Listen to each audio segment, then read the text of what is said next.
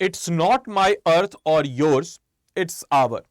यह पृथ्वी मेरी या तुम्हारी नहीं है, यह पृथ्वी हमारी है। एक बहुत ही फेमस नेटिव अमेरिकन फिलॉसफी है। नेटिव अमेरिकन यानी कि अमेरिका के मूल निवासी आदिवासी, उनकी एक फिलॉसफी है कि ये जो पृथ्वी है, ये पृथ्वी हम सब की और हम सबको इसको बचाना है। लेकिन हमें आप पता है कि अगर हम डेवलपमेंट को एक तरफ रखें और एक तरफ इन्वायरमेंट को, तो दोनों एक दूसरे के इनवर्सली प्रोपोर्शनल है। यानी कि अगर हम डेवलपमेंट करेंगे तो इन्वायरमेंट डिग्रेड होगा, और अगर इन्वायरमेंट को हम बचाएंगे तो हमारा डेवलपमेंट नहीं हो पाएगा। और दोनों के बीच अगर कंटिन्यूअस वे में परस्पर तरीके से हम अगर चीजों को एक संतुलन बना के चलें, तो वही हमारा कहलाता है सस्टेनेबिलिटी। और इसी सस्टेनेबिलिटी में, क्योंकि आजकल के इस दौर में अगर हम बात करें तो सबसे इंपॉर्टेंट है फ्यूल, और फ्यूल में ही इस प्रकार का फ्यूल जो बायो हो, जो जैविक ईंधन हो। और जब पूरी दुनिया, पूरा देश इस जैविक ईंधन या फिर हमारे पृथ्वी को बचाने या फिर हमारे सस्टेनेबिलिटी की तरफ जा रहा है, तो हमारा बिहार कैसे पीछे रह सकता है। हमारे बिहार ने भी हर गांव में, बिहार में अब खुलने वाला है बायोफ्यूल पंप। क्या क्या इसके फायदे होंगे, तो आज के इस वीडियो में हम इन्हीं पहलुओं के ऊपर जानने वाले हैं। तो नमस्कार है आप सभी लोगों को, मेरा नाम है आदित्य वैभव और करता हूं आप सभी लोगों का तहे दिल से स्वागत आप सबके अपने चैनल बीपीएससी स्टडी आईक्यू पे। दोस्तों, अगर हम बात करें हमारे बिहार के पॉइंट ऑफ व्यू से, तो लगभग बिहार जो है पूरे भारत का सेकेंड लार्जेस्ट, या जिसको हम कह सकते हैं इन टर्म्स ऑफ परसेंट ग्रामीण स्तर पर आपको सबसे ज्यादा नजर आएगा, ऑब्वियस सी बात है। या फिर जिसको हम कह सकते हैं कि सेकेंड लोएस्ट अर्बनाइज्ड हम कह सकते हैं बिहार। यानी कि लगभग बिहार में अगर हम देखें तो 89% के आसपास आबादी जो है ये ग्रामीण आबादी है। शहरों में हम कितना भी क्लीन और ग्रीन एनर्जी को प्रोत्साहन कर दें, लेकिन अगर ग्रामीण स्तर पर वो योजना नहीं पहुंचेगी तो वो योजना सफल वैसे उस स्तर पर नहीं हो पाएगी। तो इसी के लिए बिहार में कि देहात में भी अब मिलेगा बायोडीजल, यानी कि बिहार में अब गांव-गांव बायोफ्यूल पंप खोलने की तैयारी शुरू हो गई है। जहां हम देखते हैं कि सरकार चाहती है कि देहात में भी इन्वायरमेंट के अनुकूल ईंधन जो है आसानी से मिले, और इसी वजह से ग्रामीण जो रोड्स हैं उनके किनारे बायोड्यूल रिटेल आउटलेट खोलने की प्रक्रिया को अब आसान बनाया जा रहा है। यानी कि गांव में जो इस प्रकार का बायोडीजल का जो आउटलेट है, अब इसके लिए जो टेंडर्स या फिर सारी चीजें होती है, उसका प्रोसेसिंग फी होता है, उन सबको प्रोसेस को एक सिंगल विंडो सिस्टम करते हुए साथ ही साथ कुछ किफायती भी बना रहा है ताकि लोग जो है प्रोत्साहित हो। इसके अलावा बिहार के देहात में अब मिलेगा बायोडीजल, यानी कि ग्रामीण कार्य विभाग के अधिकारियों ने बताया कि अभी तक सड़क से पेट्रोल पंप तक जाने के लिए जो कनेक्टिंग रोड बनता है, उसमें सरकारी जमीन के इस्तेमाल को लेकर के कई तरह की दिक्कतें सामने आती है। और 2018 में इसके लिए नियम बनाए गए, लेकिन बायोफ्यूल पंप के मामले में स्पष्ट प्रक्रिया जो है अभी भी तय नहीं की गई है, और इसी के कारण जो है ये समस्या उत्पन्न हो रही है और बायोफ्यूल को उस तरह से प्रोत्साहन नहीं मिल पा रहा है। लेकिन अब बीते दिन की बात होगी कि अब आने वाले वक्त में जो कमेटी है वह यह तय करेगी कि क्या आने वाला हो रहा है। यानी कि ग्रामीण सड़कों पर अब बायोफ्यूल पंप, अब विभाग ने फैसला किया है कि जैसे पथ विभाग सड़क जो है किनारे पारंपरिक पेट्रोल पंप की अनुमति देता है, वैसे ही ग्रामीण सड़कों पर बायोफ्यूल और बायोडीजल पंप खोलने की मंजूरी दी जाएगी। चीफ इंजीनियर की अध्यक्षता में कमेटी ने इसका फैसला लिया, और इसके लिए चीफ इंजीनियर की अध्यक्षता में कमेटी भी बनाई गई है, और इसके तहत जो प्रक्रिया और शर्तें जो है ये तय होंगी। यह कमेटी जो है तय करेगी कि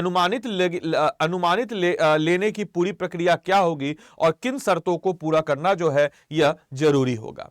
इसके अलावा अगर हम लोग बात करते हैं कि सामान्य पेट्रोल पंप से कितना अलग होता है, अगर हम बात करते हैं तो यह सामान्य पेट्रोल पंप है और यह है बायोफ्यूल पंप। तो अगर हम बात करें कि सामान्य पेट्रोल पंप जो होता है वो ऑब्वियस सी बात है प्रदूषण ज्यादा फैलाता है, इसकी प्रदूषण जो फैलाने की जो होता है वो थोड़ा कम होता है, और कमेटी ने अपनी रिपोर्ट विभाग को सौंपेगी और इस रिपोर्ट के आधार पर आगे की गाइडलाइन जो है की जाएगी। इसके बाद ग्रामीण इलाकों में बायोफ्यूल पंप खोलने से पहले से ज्यादा आसान हो जाएगा, और बायोफ्यूल पंप सामान्य पेट्रोल से अलग होते हैं। अगर हम बात करते हैं तो यह डीजल जो है वनस्पति तेल, जानवरों की चर्बी या सड़ने करने वाले जो प्राकृतिक कचरा है उससे तैयार किए जाते हैं, और इसे बायोडीजल कहा जाता है। मतलब बायोलॉजिकल, मतलब कहने का मतलब ऑर्गेनिक टाइप से, यानी कि जो चीजें ऑर्गेनिक रूप में, जैसे मान के चलिए कि ऑर्गेनिक क्या हो गया, जैसे फॉर एग्जांपल कि आपका सरी गली जो आपका चीजें हैं, या फिर अगर मान के चलिए कि आपका जानवरों की चर्बी हो गया, मक्का से बहुत अच्छा बायोफ्यूल बन रहा है, या इन्वायरमेंट के लिए बेहतर माना जाता है क्योंकि इसमें कार्बन कम निकलता मिलता है, यानी कि कम प्रदूषण होता है।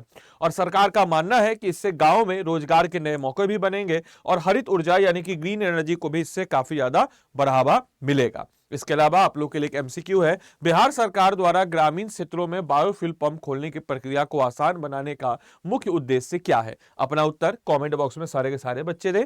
बाकी आप सभी लोगों को बताते चले किस प्रकार की पॉलिसीज हमारे लिए प्रोत्साहन के लिए होती है। लेकिन अगर आप भी चाहते हैं कि अपने राज्य, अपने समाज, अपने देश के लिए कुछ करना, और एक हम कह सकते हैं कि ब्यूरोक्रेसी में वो आपको अपॉर्चुनिटी मिलेगी, क्योंकि आपके समक्ष जो है कार्यपालिका शक्तियां होंगी, एग्जीक्यूटिव पावर होगा। और इस एग्जाम को क्लियर करने के लिए इसके लिए आपको एग्जाम क्लियर करना होगा, और बीपीएससी एग्जाम जो कि 72वीं बीपीएससी आने वाला है, और इस 72वीं बीपीएससी को क्लियर करना होगा। आपको लगता होगा कि बहुत मुश्किल है क्लियर करना, बट मुश्किल नहीं है अगर हम सही डायरेक्शन में करें तो। सबसे पहली जो समस्या आती है बच्चों के अंदर कि स्टूडेंट प्रीलिम्स क्यों बार बार फेल करते हैं, तो मेरे भाई प्रीलिम्स फेल करने के कुछ कारण मैं आपको बताता हूं। सबसे पहले हम बहुत ज्यादा इंफॉर्मेशन को एक ही, मतलब जैसे फॉर एग्जांपल आपने मेरे ऊपर अगर बिहार करंट और बिहार स्पेशल के लिए भरोसा किया, तो आप मुझ पे कीजिए। आप अलग अलग सोर्सेज से आप जज करने के उसमें आ जाते हो, वो गड़बड़ हो जाता है।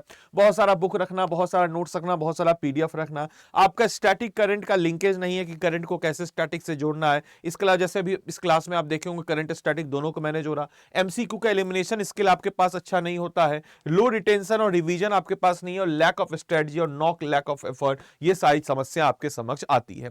दोस्तों जो प्रीलिम्स का ट्रेंड है, आप देख सकते हैं कि प्रीलिम्स का ट्रेंड किस प्रकार से बदला है, कितनी तेजी से बदला है, और इस बदलते हुए ट्रेंड में आपको अपने आप को हमेशा आगे रखना होता है। प्रायोरिटी सेटिंग जो है आपको करना होगा। जैसे फॉर एग्जांपल अगर हम बात करते हैं तो एचएसबीसी यानी कि हिस्ट्री, साइंस, बिहार स्पेशल और आपका करंट अफेयर जो है, ये एक ऐसा पोर्शन है जिसको अगर आपने अच्छे से कर लिया तो 100 नंबर आपका यहीं से हो जाता है। और इन्हीं सारे समस्या के समाधान के लिए हमारा one of the last batch 72वीं बीपीएससी का 72nd के लिए फाउंडेशन बैच है। दोस्तों बिना फाउंडेशन की समस्या होगी, क्योंकि फाउंडेशन करना जरूरी होता है, और इसीलिए हम आपको 750 प्लस टॉपिक्स को आइडेंटिफाई करके 1100 प्लस घंटे की लाइव क्लास में अच्छे से करवाते हैं। याद रखिएगा मेरे भाई, हम पहली ऐसी संस्था है जो 100% प्रीलिम सपोर्ट देते हैं। बाकी आपको बताते चले कि इसके इतना हम लोग बात करते हैं तो 100% प्रीलिम सपोर्ट मतलब समझ रहे, सिर्फ कह के नहीं, हम लोग आपको अपने फीचर्स में देते हैं। जैसे कि आपको अभी हम लोग का क्रैश कोर्स आएगा, या जिसको हम प्रीलिम्स का फाउंडेशन कोर्स कहते हैं आप लोग के भाषा में क्रैश कोर्स,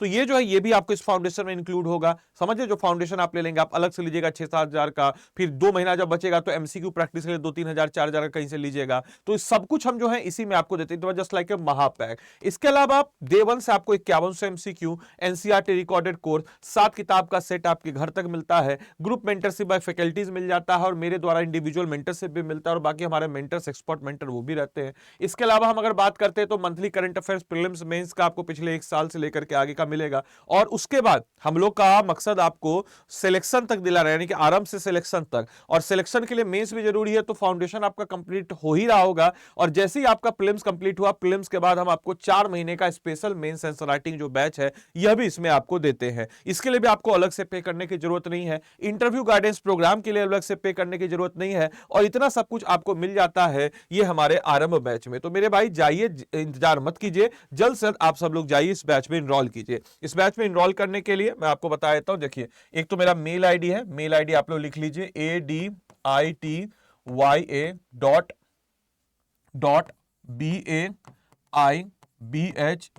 AdityVaibhav@studiiq.com। इस पे आप अपना नाम, नंबर, मेल कर दीजिएगा, या इसको स्कैन करके जुड़ जाइए। मेरा टेलीग्राम ग्रुप है, या फिर ये मेरा नंबर है, इस पे व्हाट्सएप कर दीजिएगा 8789847319। एडमिशन जुड़ा हुआ किसी प्रकार की हेल्प के लिए आप अगर खुद से इस कोर्स को इनरोल करना चाहते हो तो वो भी तरीका मैं आपको बता देता हूं। आप स्टडी आईक्यू के ऐप या वेबसाइट पे चले जाएंगे। ऐप या वेबसाइट पे जाने के बाद मेरे भाई स्टेट पीसेस पे जाएंगे, स्टेट पीसेस पे आप बिहार पे जाएंगे।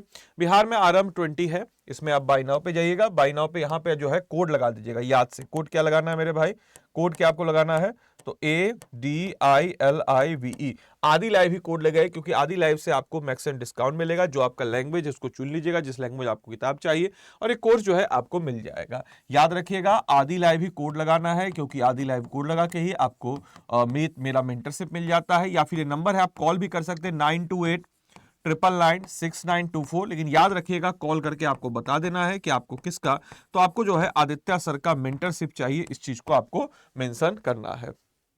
तो चलिए बाकी मिलते हैं अगले सेशन में। तब तक के लिए सारे बच्चों को bye bye, take care, thank you and thanks for join this session. और ये भी बताएंगे कि आपके जिले में बायोफ्यूल की जरूरत है या नहीं है, कि आपको पोटेंशियल है, तो जरूर कमेंट बॉक्स में अपना उत्तर दें। चलिए तब तक के लिए bye bye, take care, thank you and thanks for watching this session.